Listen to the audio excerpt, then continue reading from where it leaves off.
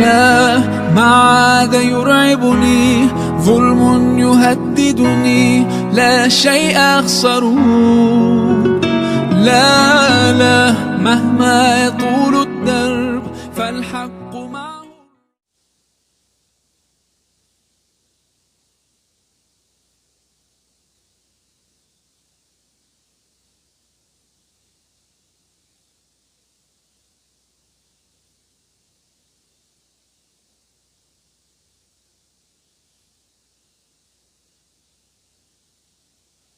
Asyhadu anna Muhammadan abduhu wa rasuluh la nabiyya wa la rasula ba'dah. Allahumma salli ala Muhammadin wa ala alihi wa ashabihi ajma'in. Qala Allah ta'ala fi kitabil karim wa huwa astaqul qailin. A'udzu billahi minasy syaithanir rajim. Bismillahirrahmanirrahim. Rabbi syrah li sadri wa yassir li amri wahlul 'uqdatam min lisani yafqahu qawli. Amma ba'd, yang kami hormati pimpinan cabang Muhammadiyah Lamongan, yang kami hormati bapak-bapak, ibu-ibu pengurus takmir Masjid Al-Azhar Muhammadiyah Lamongan, para jamaah sekalian yang hadir pada malam hari ini, mudah-mudahan kita semua dirahmati oleh Allah Subhanahu wa ta'ala. Marilah kita berusaha semaksimal mungkin untuk menjadi hamba-hamba Allah yang banyak bersyukur. Menjadi abdan syakura, menjadi hamba Allah yang banyak bersyukur. Segala nikmat yang telah dilimpahkan Allah kepada kita syukuri. Utamanya adalah nikmat iman dan Islam, nikmat kesehatan dan kesempatan. Bukti kesyukuran kita pada malam hari ini, kita melaksanakan perintahnya, yaitu melaksanakan sholat maghrib secara berjamaah, dan masih dilanjutkan dengan kewajiban berikutnya, yaitu thalabul ilmi littafaqquh fiddin. Ini adalah bukti syukur kita. Mudah-mudahan dengan syukur ini Allah selalu menambah dan menambah iman dan Islam kita menjadi istiqomah, bertambah istiqomah, kemudian juga kesehatan dan kesempatan kita terus selalu ditambah oleh Allah Subhanahu wa ta'ala, sehingga kita terus bisa melaksanakan ketaatan kepada Allah Subhanahu wa ta'ala. Hadirin wal hadirat rahimakumullah,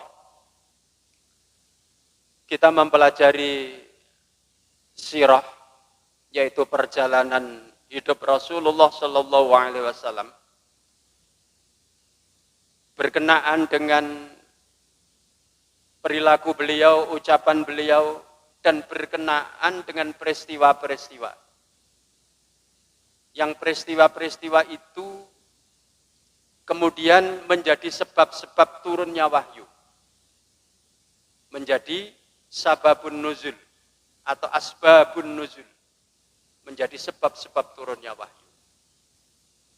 Ini sangat penting kita pelajari, utamanya adik-adik para mahasiswa. Ini sangat penting sekali untuk mempelajari sirah ini. Tetapi tentunya sirah yang ditulis oleh orang-orang yang jujur, oleh orang-orang yang mempunyai kapasitas ilmu yang mumpuni, yang memadai. Tetapi kalau ditulis oleh orang-orang yang tidak jujur, menyembunyikan kebenaran, ingin merusak Islam, lain lagi.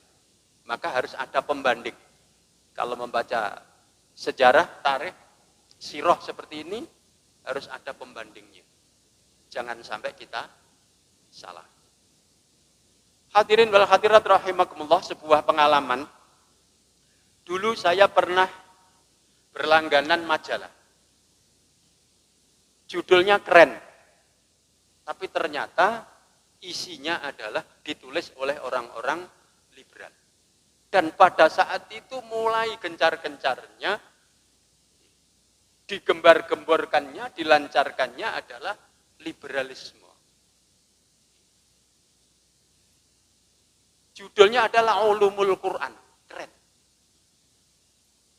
Sampai langganan itu duit-duit kan duit mesti beli tiap bulan.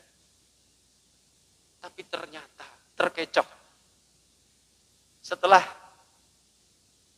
beberapa saat, ini langganannya karena sudah agak lama, tumpuannya sudah tinggi.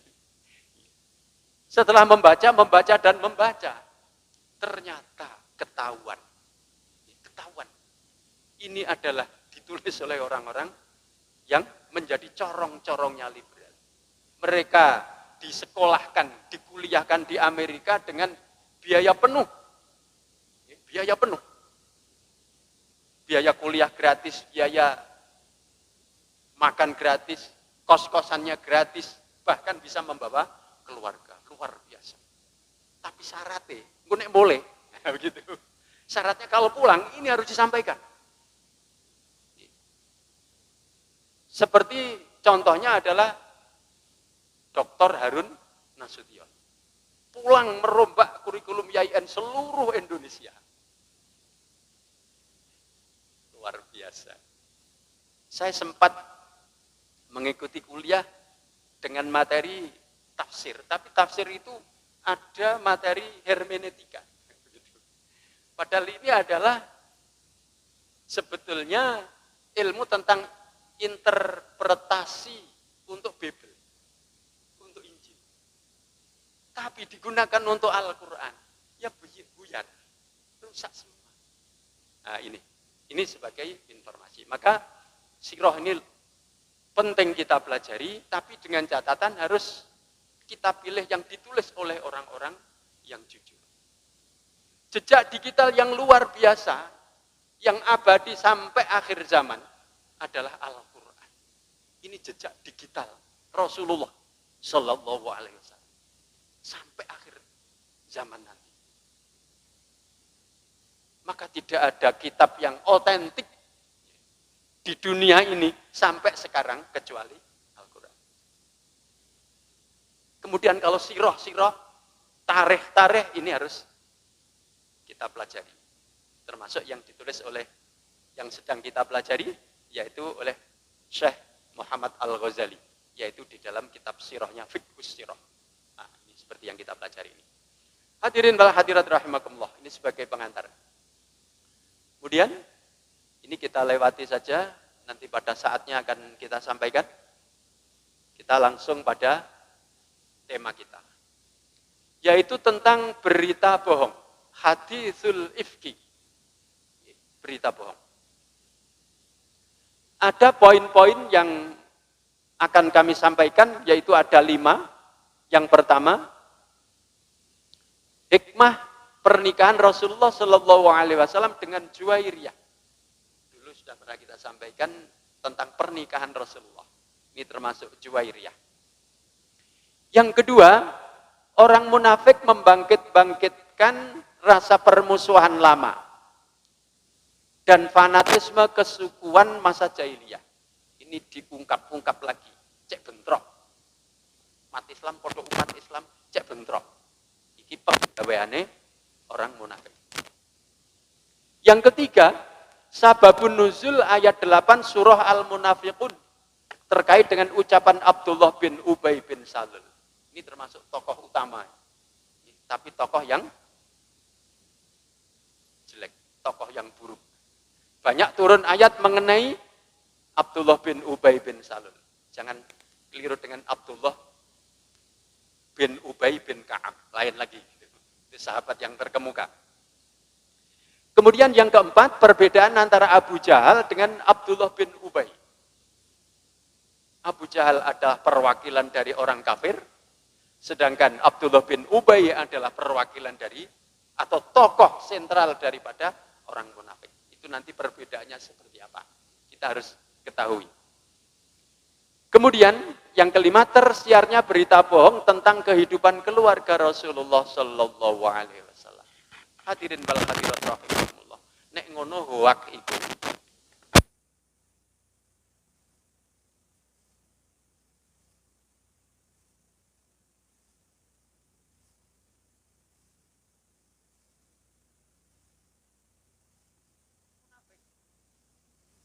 Kalau sekarang yang menghembus-hembuskan berita-berita bohong, berita palsu, siapa? Pertanyaan. Hadirin wal hadirat rahimakumullah. Kemudian yang pertama, hikmah pernikahan Rasulullah Sallallahu Alaihi Wasallam dengan Juwairiyah. Rasulullah Sallallahu Alaihi Wasallam, ini perlu dicatat, meskipun menang perang, itu tidak membabi buta. Barang wis menang iku wis sak karepe dhewe. Tempat-tempat ibadah dihancurkan, tidak. Ini bedanya. Meskipun menang perang, tetapi tetap memberikan perlakuan baik kepada pihak yang kalah perang. Islam itu terlalu baik. Terlalu baik Islam. Orang yang kalah perang itu masih diperlakukan dengan baik. Luar biasa. Nah, maka ini sebagai pembanding kalau ada berita-berita yang tidak sesuai dengan ini, ya berarti itu adalah berita bohong. Pemimpin kabilah yang kalah perang bernama Al-Harits bin Abi Dhirar. Ini adalah ayah daripada Juwairiyah. Menghadap Rasulullah Shallallahu Alaihi Wasallam, mohon agar putrinya yang jatuh sebagai tawanan perang dapat dimerdekakan. Apa tanggapan Rasulullah? Permohonan itu dikabulkan. Dikabulkan oleh beliau. Putri Al-Harits bin Abi Dhirar dikembalikan kepada ayah.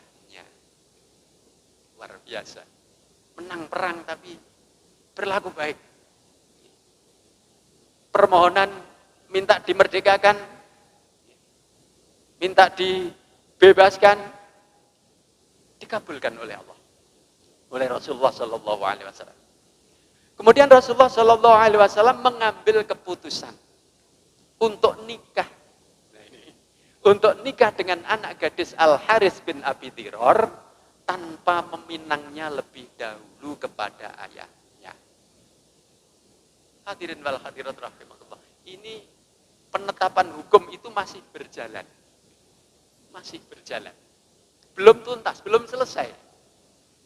Karena ini terjadinya masih pada abad-abad ke-5. Pada tahun ke-5 Hijriah. Jadi ini masih berjalan. Penetapan syariat itu masih berjalan. Jadi Rasulullah mengambil keputusan untuk menikahi anak gadis Al-Harits yang namanya Juwairiyah itu tanpa meminang lebih dahulu kepada ayahnya. Gak ada ngelamar. Mengapa?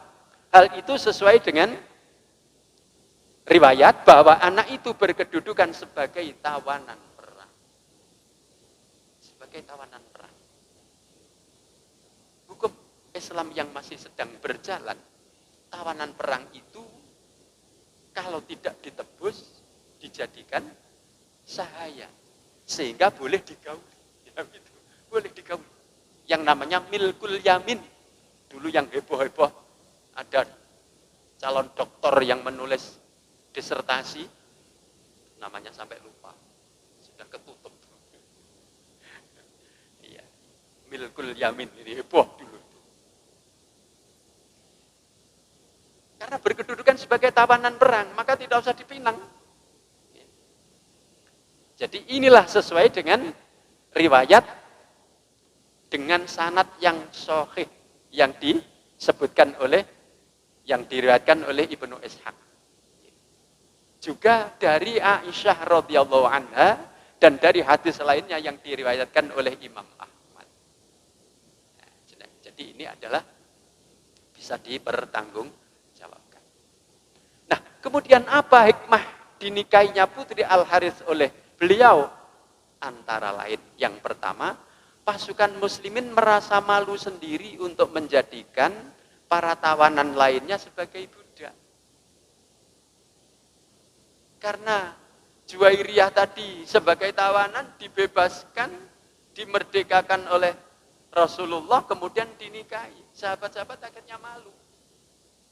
Rasulullah memberi contoh seperti itu, masa aku sih? Gitu ya. Rasulullah sudah memberikan contoh. Siapa yang harus dicontoh? Rasulullah. Nah, akhirnya mencontoh Rasulullah, para sahabat tersebut. Yang kedua, para tawanan itu dipandang sebagai kaum kerabat beliau. Ya, wis gak kote. Para sahabat sudah tinggal mengikuti Rasulullah. Karena dianggap sebagai kaum kerabatnya beliau. Ini. Yang ketiga, semua tawanan dibebaskan tanpa syarat. Wis gak ada syarat-syaratan. Syaratnya kudu nebus sakmene. Tidak, tanpa syarat. Islam itu terlalu baik. Tapi standar. Ya. Bukan terlalu baik, itu seperti lilin. Mereka menerangi, orang lain mendapat penerangan, dia sendiri hancur. Tidak. Ini filsafatnya lilin. Tidak seperti itu. Standar. Ya, standar. Standarnya apa? Standarnya adalah wahyu dari Allah Subhanahu wa Ta'ala. Jadi dibebaskan tanpa syarat. Inilah cara Islam untuk mengangkat harkat dan martabat kemanusiaan. Menungso iku podo di hadapan Allah. Gak oleh dibeda-beda. Makanya orang yang masih atau kaum atau orang-orang jahiliyah yang masih mempertahankan kasta-kasta itu, ini dipertahankan. Makanya sulit menerima Islam. Mereka Islam itu menyamakan hak, menyamakan kedudukan. Mereka itu membagi-bagi kasta. Orang yang sudah berada di posisi bangsawan sudah keenakan. Ini duduknya jadi biasa. Ini dia tidak suka seperti itu, sehingga tidak suka menerima Islam, menolak Islam. Ya. Pada saat pernikahan tersebut, 100 orang tawanan dari keluarga Bani Al-Mustalik dibebaskan. Pembebasannya tadi adalah tanpa syarat. Inilah hikmah. Jadi dengan pernikahan Rasulullah dengan Juwairiyah ini mengandung hikmah yang luar biasa, yaitu pembebasan budak-budak. Diangkat derajatnya sejajar. Bahkan budak itu bisa lebih mulia daripada tuannya, bisa lebih mulia daripada tuannya apabila mereka termasuk orang yang paling bertakwa. Karena orang yang paling mulia di sisi Allah adalah orang yang paling bertakwa. Makanya boleh budak itu menjadi imamnya majikannya. Tapi lama-kelamaan dihapus. Hadirin wal hadirat rahimakumullah. Kemudian yang kedua, orang munafik membangkit-bangkitkan rasa permusuhan lama. Nah, ini pekerjaannya. Jadi ono tentram, tenang iku ngono iku gatel kabeh be. Gatel kabeh, keri kabeh. Jadi gawe ulah. Tapi mungkin dapat sesuatu dari situ. Mendapatkan syai'un dari situ. Makanya selalu membuat ulah. Kemenangan yang dicapai dengan mudah oleh kaum muslimin itu dikeruhkan oleh perbuatan orang munafik. Sehingga kaum muslimin tidak dapat menikmati ketentraman setelah menang. Jadi masih mari menang dulu, gak tentrem mati nih. Karena ada berita-berita yang bisa memanaskan, memerahkan telinga. Pada saat pembantu Umar ibn al-Khattab, namanya pembantu, sedang mengambil air minum di sumber air Al-Muryasi. Sumber air Al-Muryasi ini adalah sumber air yang dikuasai oleh Bani Al-Mustalik. Dia didesak oleh seorang maula Bani Auf dari suku Khazraj, dari kabilah Khazraj. Hingga terjadi perebutan dan hampir saling bunuh-membunuh. Rebutan air hampir saling bunuh-membunuh. Nah, antar pembantu itu mempunyai perangai yang kasar biasanya. Nah, ini kita tidak heran. Jadi pada umumnya orang-orang yang bekerja sebagai pembantu itu berperangai kasar. Maka dengan peristiwa tadi, yang satu berteriak minta tolong pembelaan, karena orang muhajirin, hai kaum muhajirin tolonglah. Yang satunya lagi dari kaum Ansor, hai kaum Ansor tolonglah. Nah, teriakan dua orang itu didengar oleh Abdullah bin Ubay. Nah, ini kesempatan nih. Abdullah bin Ubay bin Salul. Kata dia, kesempatan ini. Yang saat itu berada di tengah-tengah kelompoknya. Kejadian ini dipandang sebagai kesempatan baik untuk membangkit-bangkitkan rasa permusuhan lama dan fanatisme kesukuan masa jahiliyah. Yang itu sebetulnya sudah dikubur oleh agama Islam. Karena sudah dipersaudarakan antara kaum muhajirin dan kaum ansor. Bahkan ketika baru-baru dipersaudarakan itu bisa mewarisi. Orang muhajirin bisa mewarisi harta benda dari orang ansor yang meninggal dunia pada saat itu. Ini terjadi.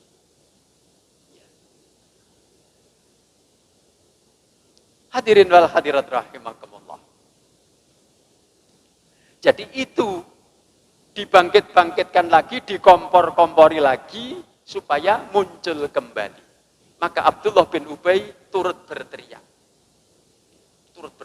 Pantaskah mereka, yakni kaum muhajirin berbuat seperti itu?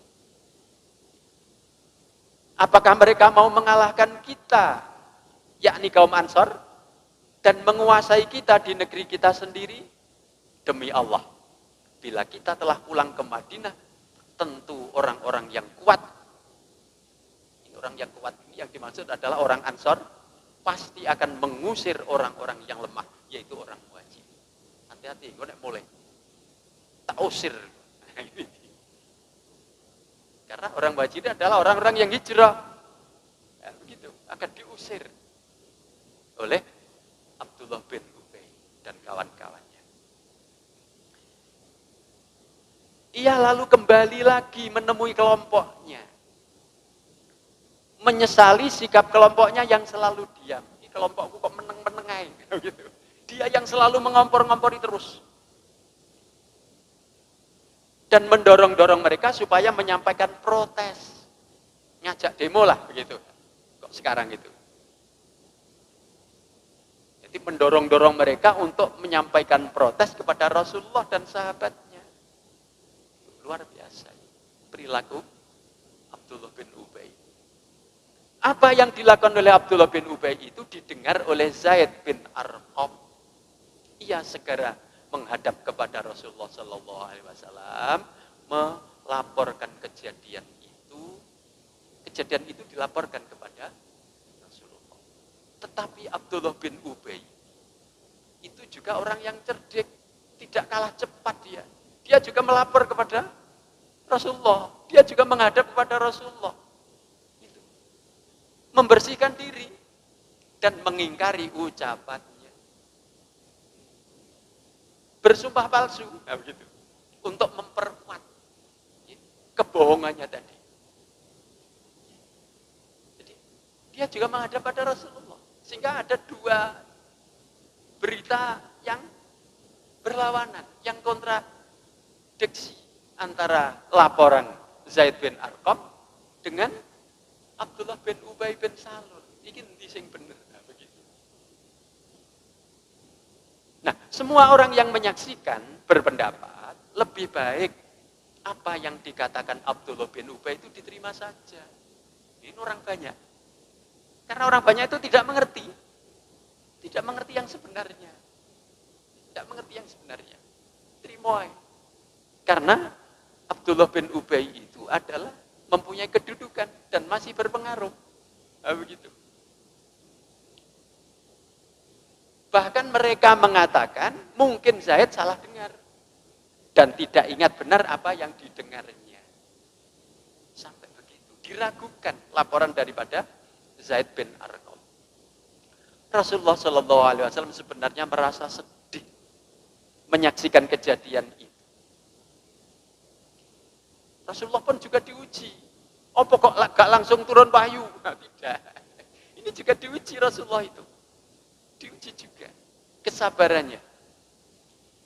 Beliau berpendapat cara yang baik untuk menghilangkan akibat buruk dari peristiwa tersebut ialah memberi kesibukan kepada pasukannya. Cek eling. Kesibukan. Untuk itu beliau mengeluarkan perintah supaya semua pasukan siap pulang ke Madinah. Nah, ini tadi baru habis operasi militer kepada kaum Bani Al-Mustalik. Ya, ini perjalanan pulang. Ya. Lalu pulang bersama-sama dengan berjalan kaki. Ya Allah, Rasulullah pulang berjalan kaki sepanjang hari hingga petang dan diteruskan lagi sepanjang malam hingga pagi. Masya Allah. Perjuangan dakwah yang luar biasa. Tidak ada taranya kalau dibandingkan dengan kondisi-kondisi para sahabat, para tabi'in. Apalagi pada kita sekarang. Tidak ada apa-apanya. Tidak sak. Gak ono sak. Keesokan harinya, karena sangat panas, beliau berhenti untuk beristirahat. Inilah sababun nuzul ayat 8 surat Al-Munafikun terkait dengan ucapan Abdullah bin Ubay. Baru saja istirahat sejenak, banyak anggota pasukan muslimin yang tertidur karena terlalu lelah. Namun Rasulullah Shallallahu Alaihi Wasallam sendiri setelah beristirahat beberapa saat, beliau meneruskan perjalanan pulang hingga tiba di Madinah. Nah, pada saat-saat itulah turun ayat-ayat suci Al-Quran sebagaimana termaktub di dalam surah Al-Munafiqun. Di antaranya terdapat ayat yang membenarkan laporan Zaid bin Arqam. Berarti laporan Zaid bin Arqam itu benar. Ayatnya adalah A'udzubillahi minasyaitonirrajim. Yaquluna la irraja'na ilal madinati la yukhrijannal a'azzu minal adzal. Walillahil izzatu walirasulihi walil mu'minina walakinnal munafiqina la ya'lamun. Mereka berkata, sungguh jika kita kembali ke Madinah, kembali dari perang Bani Al-Mustalik ketikanya. Bani Al-Mustalik. Pastilah orang yang kuat akan mengusir orang-orang yang lemah dari sana, dari Madinah. Ini adalah ucapannya Abdullah bin Ubay. Padahal kekuatan itu hanyalah dari Allah, Rasulnya, dan bagi orang-orang mukmin. Tetapi orang-orang mukmin itu, orang-orang munafik itu tidak mengetahui. Ini ucapannya. Ini adalah ucapan yang bohong. Maka ditegaskan di dalam ayat ini bahwa dengan turunnya ayat ini, maka ucapan daripada Zaid bin Arqam itulah yang benar. Benar. Jadi Abdullah bin Ubay bin Salul itu ya memang mengucapkan seperti itu, akan mengusir orang-orang muhajirin, berarti juga mengusir Rasulullah. Nah, begitu. Benar apa yang dilaporkan oleh Zaid bin Arqam. Tak ada seorang pun yang mengira perjalanan pulang yang cepat itu akan melahirkan omong kosong yang sangat rendah yang dihembuskan oleh Abdullah bin Ubay kepada masyarakat. Jadi dia tadi kowar-kowar. Jadi Zaid mengatakan begini, dia mengatakan begitu. Tidak, saya tidak berbuat apa-apa. Tidak mengucapkan begitu. Nah, inilah. Nah, ucapan dari Abdullah bin Ubay itu adalah bagaikan wabah penyakit yang ganas. Jadi seolah-olah apa yang diucapkan itu benar. Abdullah bin Ubay mengatakan sumpah palsu, menyatakan sumpah palsu untuk mengingkari ucapannya. Seperti yang dilaporkan oleh Zaid bin Arqam kepada Nabi Shallallahu Alaihi Wasallam. Hadirin wal hadirat rahimakumullah, seandainya ia seorang pengecut, Abdullah bin Ubay, yang berusaha menyelamatkan diri dari akibat ucapannya itu, ucapan yang berbisa itu, mungkin minta maaf lebih baik dan lebih patut baginya. Akan tetapi, pemaafan yang diberikan oleh kaum muslimin kepadanya tentu tetap akan menambah kejahatan dan permusuhannya terhadap Islam dan kaum muslim. Maksudnya sepuro ya tetap, hatinya tetap jahat seperti itu. Kemudian yang keempat, perbedaan antara Abu Jahal dan Abdullah bin Ubay bin Salul. Hadirin wal hadirat rahimakumullah.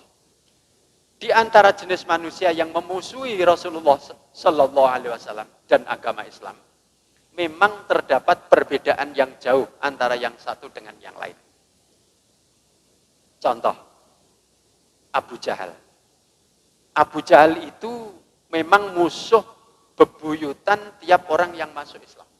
Orang yang masuk Islam itu selalu dimusuhi. Ia seorang pembangkang yang sangat durhaka. Wes gak ono tandingannya. Tidak terbatas pada lancang mulutnya saja, tetapi ia juga sekaligus berwatak seperti binatang buas. Itu Abu Jahal.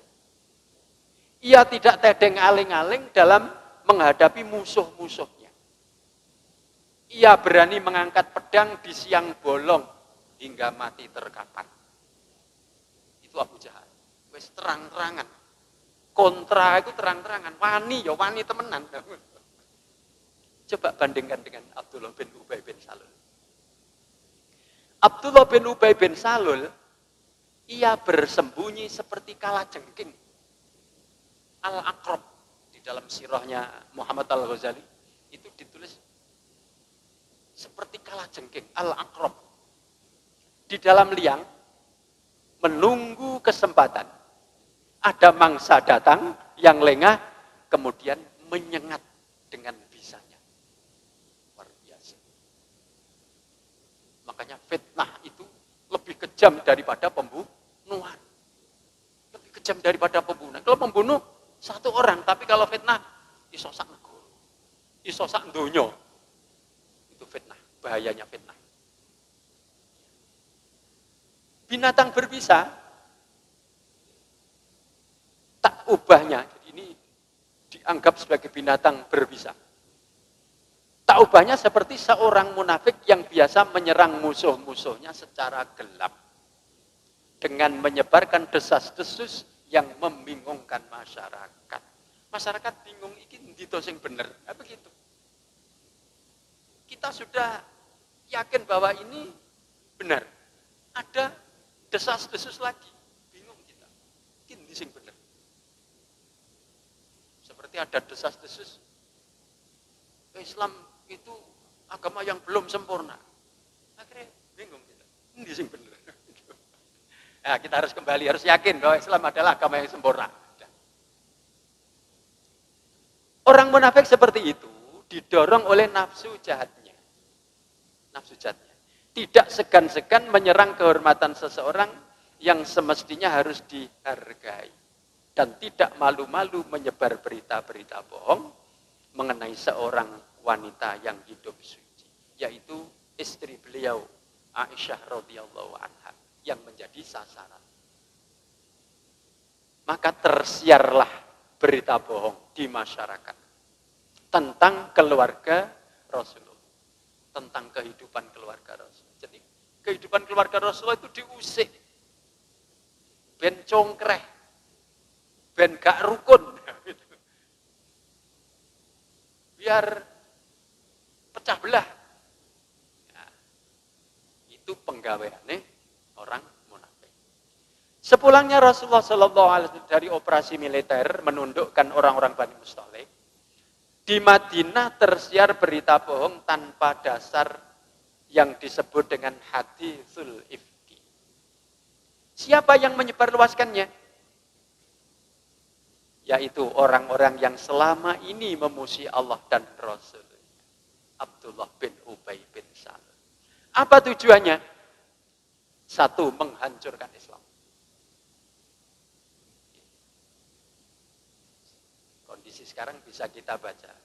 Apakah ada yang ingin menghancurkan Islam? Kemudian merusak kehidupan rumah tangga Rasulullah.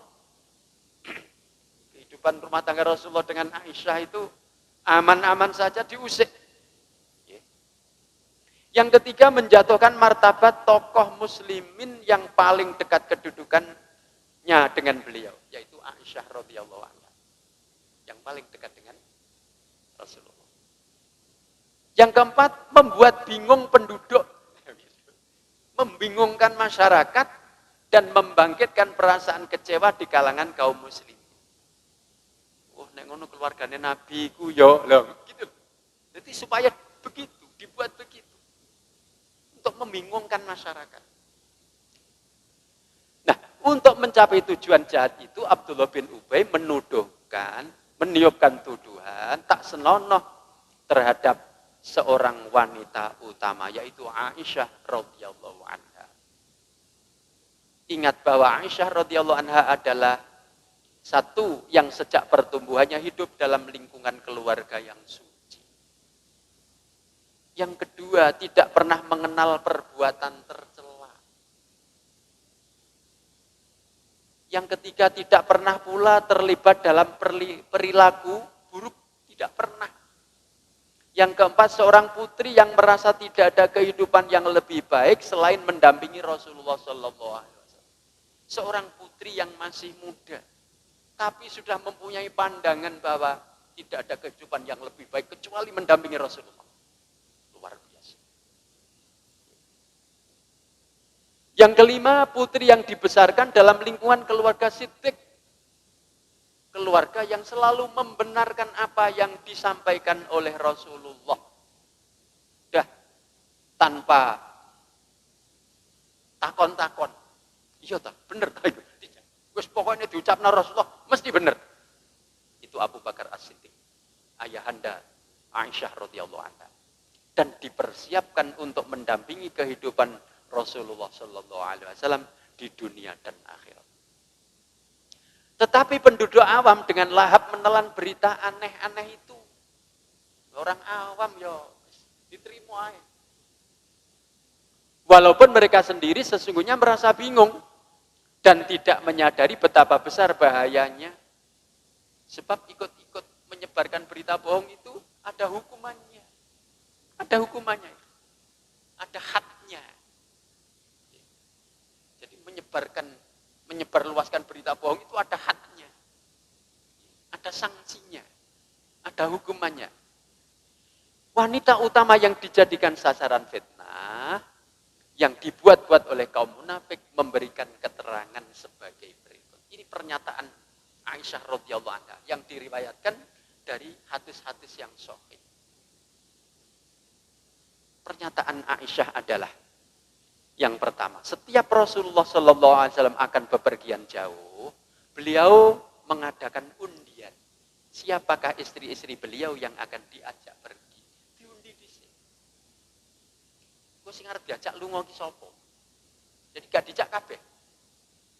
Yang kedua, ketika beliau keluar untuk menghadapi Bani Al-Mustalik, akulah, kata Aisyah, yang memenangkan undian itu dan aku berangkat menyertai beliau.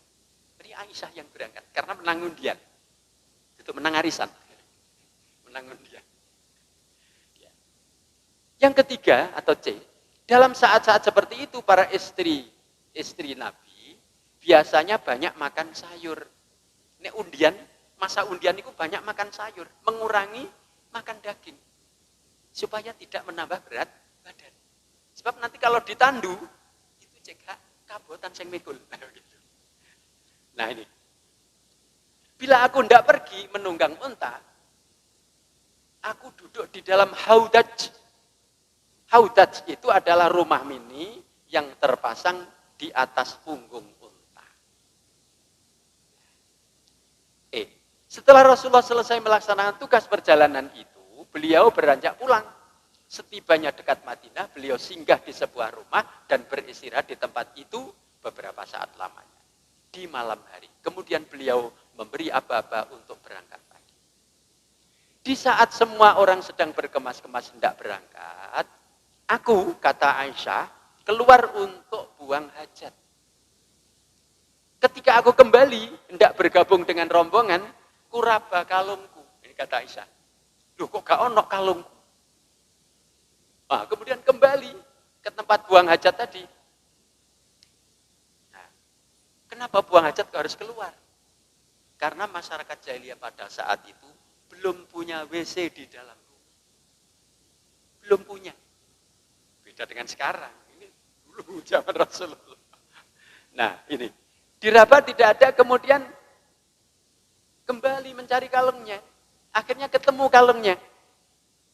Kemudian setelah siap-siap, setelah kembali ke tempat itu, yang kalungnya sudah ditemukan, maka orang-orang yang bertugas melayani tunggangan Aisyah, itu sudah siap segala-galanya. Nah, orang-orang yang menyiapkan tunggangan Aisyah, itu mengira bahwa Aisyah itu sudah di dalam. Begitu diangkat di atas punggung unta, diikat, kemudian berjalan. Karena apa? Karena Aisyah ini berat badannya tidak terlalu berat. Karena biasanya makan sayur, mengurangi makan daging. Ya begitu, ini kebiasaan istri-istri Rasulullah seperti itu. Jadi diangkat yo, sepertinya Aisyah itu ya sudah di dalam, tapi ternyata tidak. Nah, kemudian berangkat. Yang nuntun, itu memegang tali kekang unta terus berangkat. Nah, saya selesaikan sedikit lagi. Ketika aku kembali ke tempat perkemahan, tidak kujumpai seorang pun yang masih tinggal. Semuanya telah berangkat. Dengan berselimutkan jilbab, aku berbaring di tempat itu. Aku berpikir, bolak-balik mencari aku. Demi Allah, di saat aku sedang berbaring, tiba-tiba Sofwan bin Mu'attal As-Silmi lewat. Inilah sumber masalahnya. Agaknya ia terlambat berangkat karena ada suatu keperluan, karena itu tidak ada orang lain yang menemaninya. Dari kejauhan, dia melihat bayang-bayang Aisyah, kemudian mendekati. Tapi karena sudah mengenal, kemudian didekati. Nah, kemudian setelah mendekat, Sofwan bin Mu'attal tahu kalau itu istri Rasulullah. Dia mengatakan, Inna lillah wa inna ilaihi raji'un. Kalau kita ada inna lillahi, bukan orang mati kok. Kalau orang mati kok inna lillah. Ini ucapan Sofwan bin Mu'attal. Inna lillah. Istri Rasulullah. Begitu. Kaget dia. Istri Rasulullah. Tapi Aisyah tetap menutup dirinya dengan jilbab lebarnya. Ia bertanya, kenapa Anda ketinggalan? Aisyah tidak menjawab, sudah jaga diri sebetulnya. Nah, kemudian dibawa dengan untanya Sofwan bin Mu'attal. Nah, itulah Aisyah di atas, kemudian Sofwan bin Mu'attal yang nuntun unta tersebut. Ini menjadi sumber fitnah. Nah, demikian nanti insya Allah tidak selesai, nanti diselesaikan. Tapi intinya adalah mungkin sudah kena, cuma nanti ada asbabun nuzul surat An-Nur ayat 11 yang membersihkan tuduhan keji yang dituduhkan oleh orang-orang munafik kepada Aisyah radhiyallahu anha. Itu turun surat An-Nur ayat 11. Nah, itulah para jamaah rahimakumullah, mudah-mudahan bermanfaat. Kurang dan lebihnya mohon maaf. Wassalamualaikum warahmatullahi wabarakatuh.